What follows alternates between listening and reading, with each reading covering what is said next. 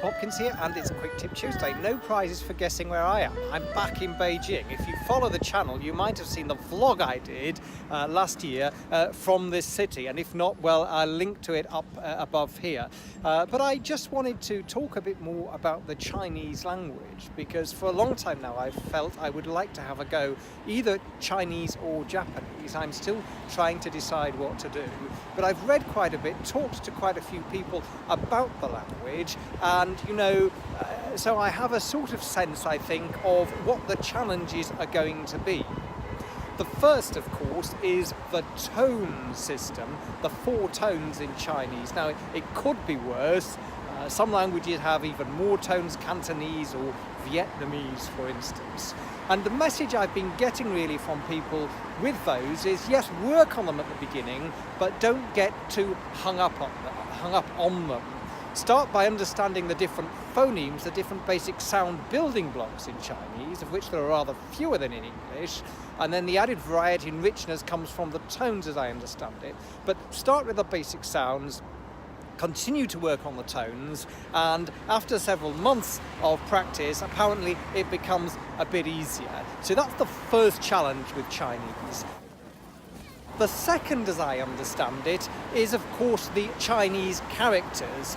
Now, you have to get on top of 2,000, they say, don't they, to read a newspaper. That's the figure you hear bandied around. But it's not as frightening as that, I gather, because if you've mastered the radicals, of which there are about 200, these are the root characters, they combine to form more complicated characters, and then these individual compound characters, if you like, also can be put together to create compound words and different ideas. So again, it's a building block process, but it does take an awful lot of work to get on top of the first couple of thousand characters. After that, I gather, it gets rather easier. One of the keys I've been told with that is that you should try and understand some of the philosophy behind the characters. They're not straight pictorial, but there is often a logic behind them, and the more you get into them, the easier then it becomes.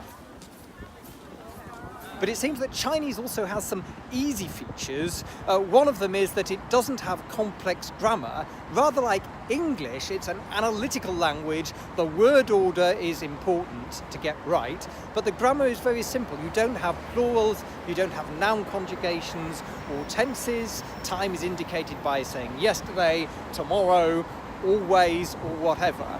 There are some complications, for example, class words when you're counting. So as we say, 50 head of cattle, you always have to use, as I understand it, some sort of collective counting word when you're presenting a noun. So that's one which needs a lot of practice, and obviously learning to write the characters as well as to read them is also a long-term exercise.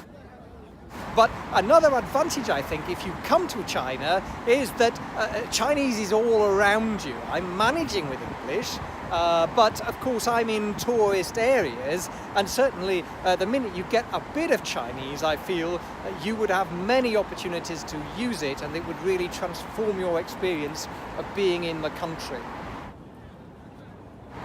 So that's the score as I see it if you're going to start Chinese. Now, for me, it still seems a huge task. It would be a lifetime's engagement, although you can of course do a bit of touristy basic Chinese, and I've also got friends who've done that.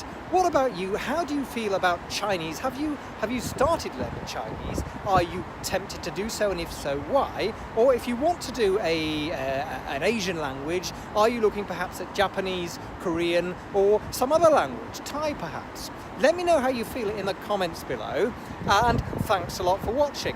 Don't forget to subscribe for the vibe, think about a thumbs up, tickle that bell, and share the affair. See you next time.